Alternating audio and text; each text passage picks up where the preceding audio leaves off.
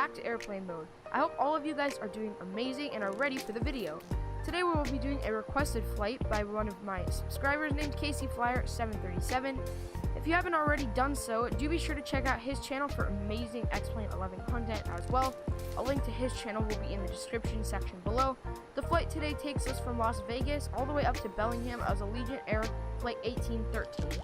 We will be doing today's flight in the Zibo 737-800 as you can see, and as it usually is, the plane is started up and the FMC has been programmed, so we are basically ready to finish things up and get ourselves out. Guys, welcome aboard Allegiant Air Flight 1813 with non-stop service from Las Vegas up to Bellingham.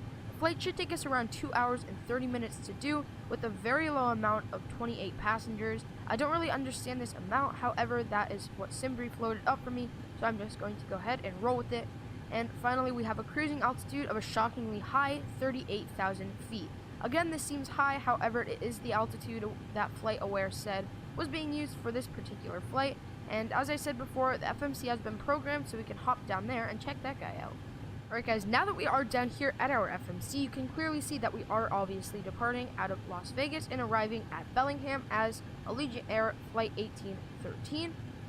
Moving to our departure and arrival index, you can clearly see here that we are departing out of runway 19 left with the Sheet 9 departure and the OAL transition, and we are arriving on the D arrival with the pay transition, the D3 arrival with the pay transition, and we are arriving for runway 34 with RNAV.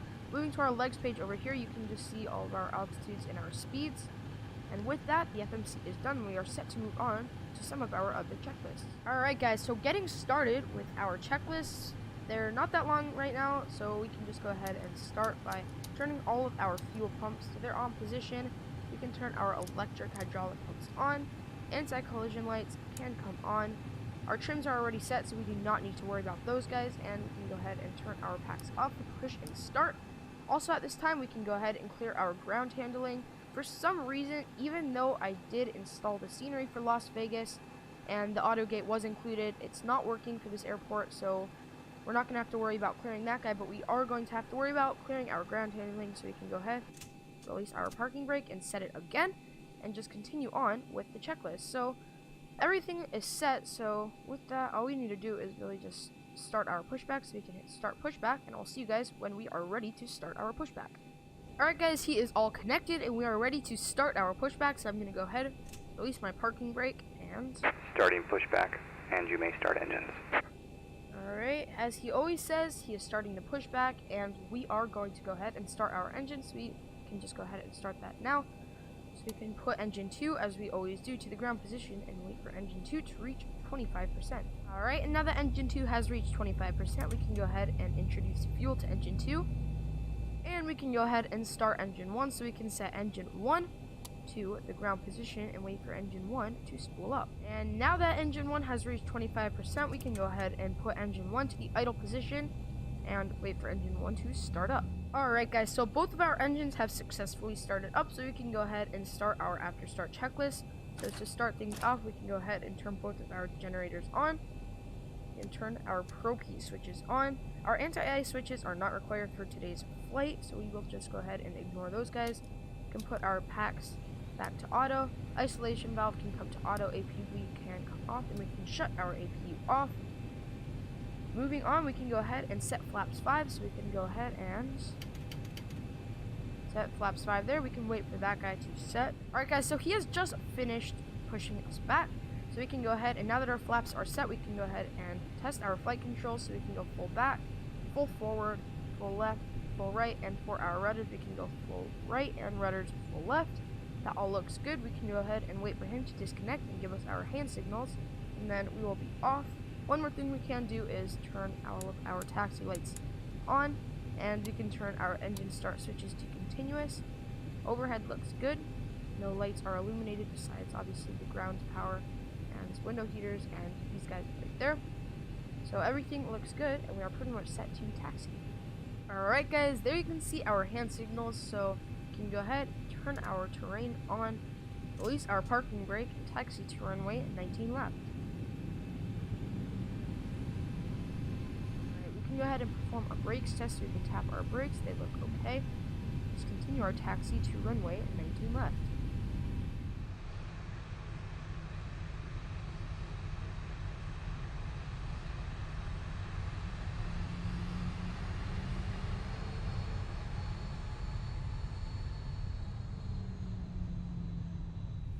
Alright guys, so as you can see, the whole short line is coming upon us. We're not going to do a rolling takeoff today. We'll just go ahead and stop here at the hold short line and slow down. And here's good enough, so we can just go ahead and come to a stop. And we can set our parking brake and start our checklist so we can turn our landing lights on. All of our lights, our taxi lights and runway turnoff lights can come off. Position light can go to strobe and steady. And also at this time, I think it's important to note that once again my V speeds did not load, so I'm just shooting for a V rotate speed of approximately 120 knots, as we are not very heavy today, as we only have 28 passengers. So with that, I'm going to release my parking brake and taxi on to the active runway. Make sure we're clear from the left, which we are, and clear from the right. Everything looks good there. Let's continue taxiing onto the runway.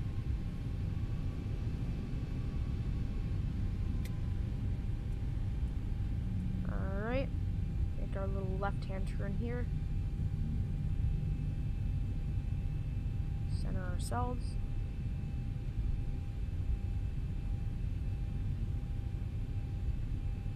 Alright. We can go ahead, start our timer, stabilize our engines. And we can go, full throttle. Alright, we're rolling. Airspeed's alive. I'm still lined up here. It's not very gusty, but still feel that little bit of wind. Alright, V1 will rotate. A little bit late, but that's alright. Try to stay positive rate aligned on the runway. Alright, gear up. Once again, shooting for about 15 degrees up. 400. 400.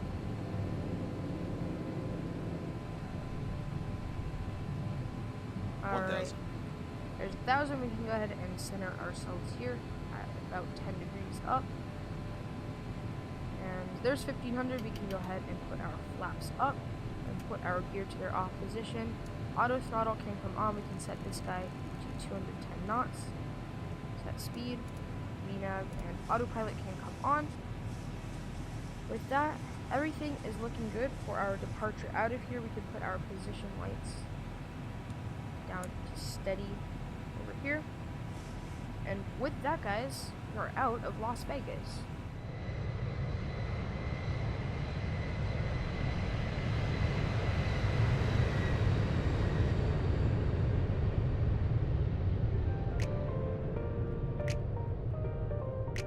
Alright guys, so now that we are about to cross through 10,000 feet, we can go ahead and shut all of our landing lights off. And put our engine start switches back to their auto position, and that's pretty much it until 18,000 feet, so I will see you guys then.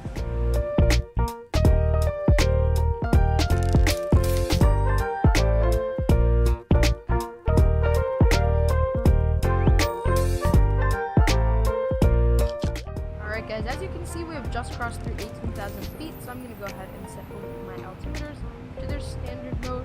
And with that, guys, everything is set for the rest of our flight. I forgot to turn the seatbelt signs off. There we go, seatbelt signs are now off, and everything is set for the rest of our flight, so I will see you guys when we reach the top of the descent.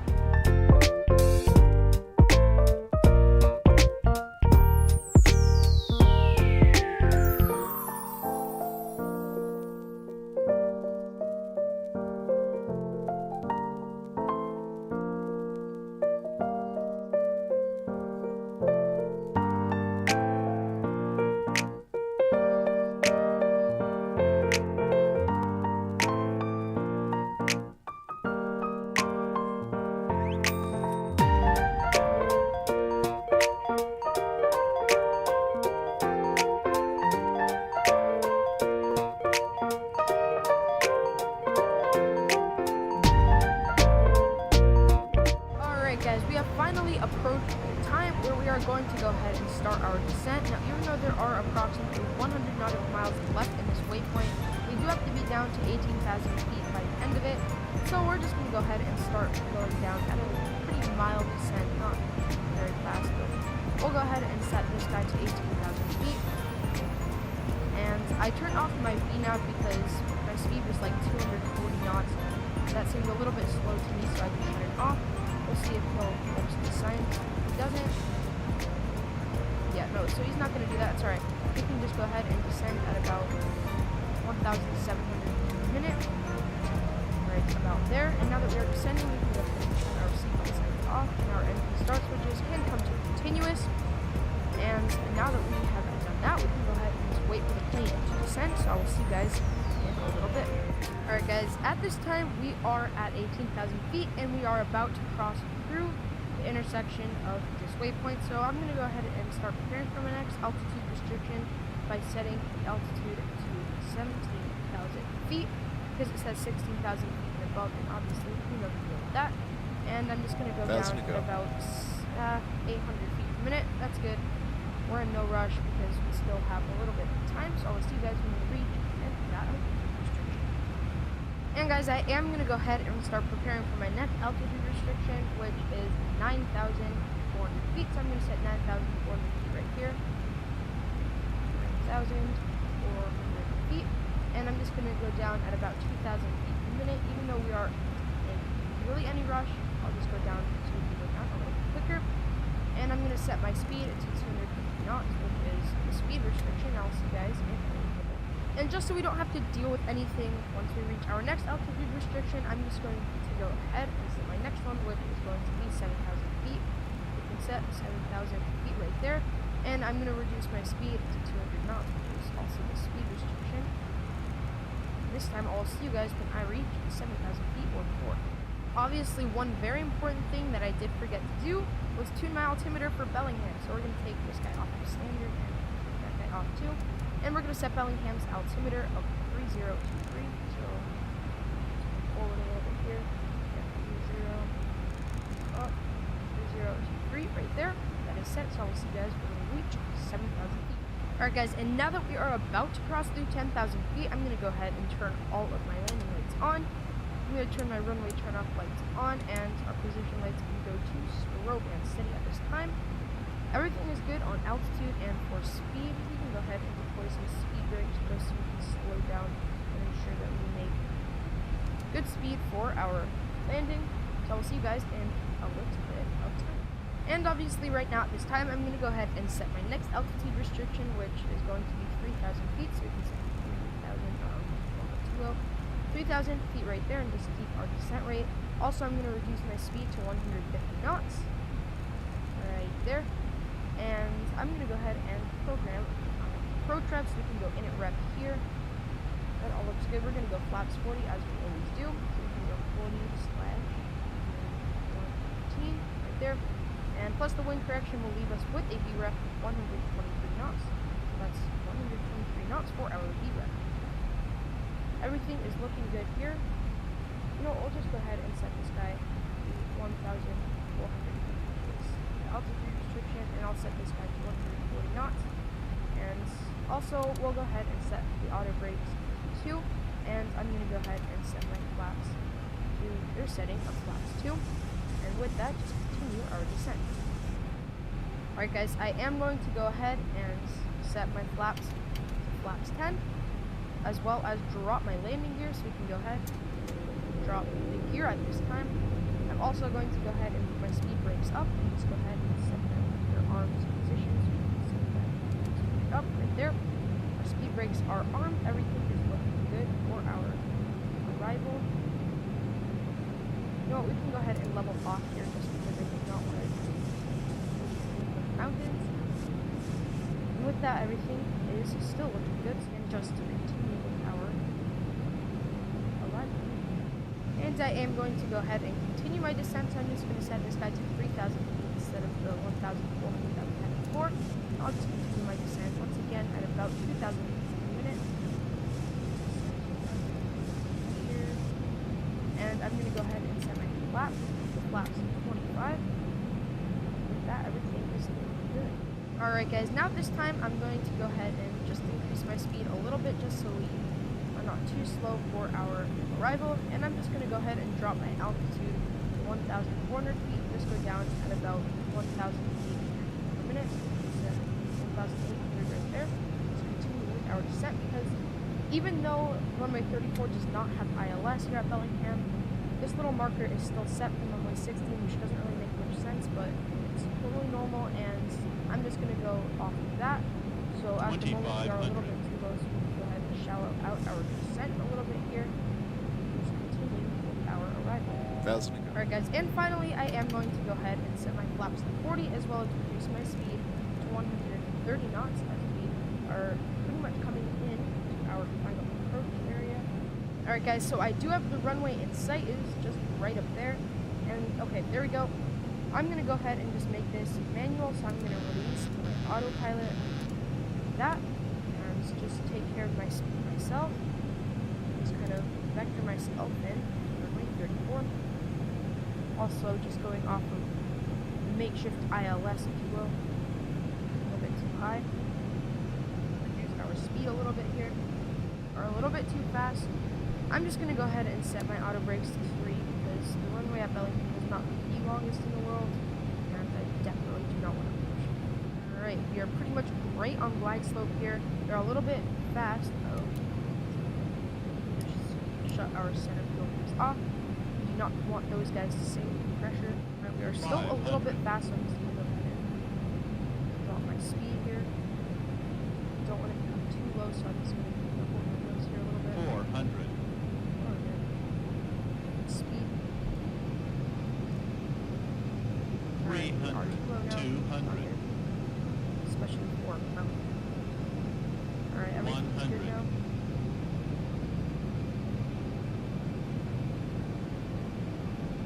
Fifty. 40. 30. Idle. 20. 10. Alright, nose. And guard down. First thrust out. Our brakes are kicking in. 80 knots. Alright, there's 60. Manual braking. Alright guys, welcome to Bellingham. We can go ahead and shut these guys off. Excellently, we will do. Put our flaps up. Speed brakes can come up. Landing lights off. Taxi lights can come on. APU can come on. There. Engine start switches can go to auto.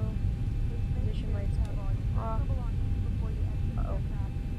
I should have taken the taxi lights. Looks really narrow. I don't know if it will fit in here, but that's alright. Alright, probes can come off.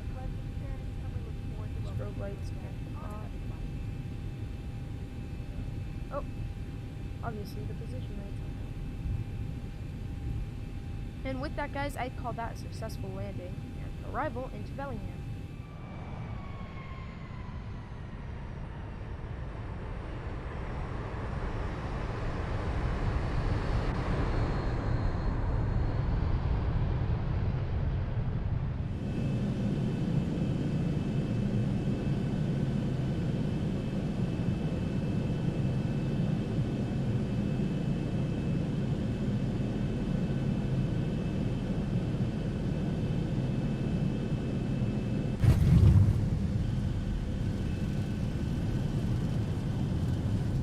Alright guys, we're just gonna pull into this gate right here. So we can make our left-hand turn, follow our thrust. I don't know how centered this is gonna be, but we'll try our best. Alright, there we go. And just continue pulling in.